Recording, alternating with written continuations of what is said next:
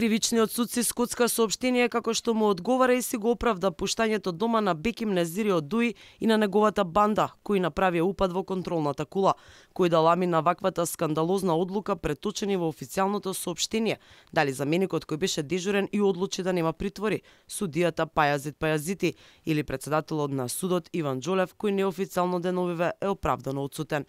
Како што стои во кривичниот законник, освен конкретно уништување и физичка пречка при давање команди на летови, безбедноста може да се наруши и на друг начин. Тој што ќе изврши дело со кое ја загрозува или може да ја загрози безбедноста на аеродром за меѓународен воздушен сообраќај со користење на уред, материја или оружје, незаконски со намера да изврши дело на насилство против лице на аеродром за меѓународен воздушен сообраќај со кое предизвикува или може да предизвика тешка повреда или смрт, или да уништи или оштети уред, објекти или воздухоплов кој не е во сообраќај, а е лоциран на аеродром за меѓународен воздушен сообраќај или ги попречува услугите на аеродром за меѓународен воздушен сообраќај, ќе се казни со затвор од најмалку 5 години. Сепак, или ги попречува услугите на аеродром за меѓународен воздушен сообраќај го нема никаде во официјалното соопштение, па одлуката за пуштање дома се базира само на другиот дел од членот во кривичниот законник.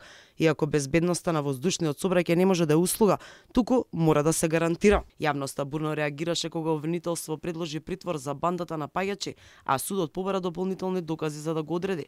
При тоа, во нивното соопштение објаснија, нема медицинска документација за повредата на нападнатите, ниту постои доказ за конкретна нарушена безбедност, иако според кривичниот законник, настанот ги попречува услугите на аеродромот за меѓународен воздушен сообраќај.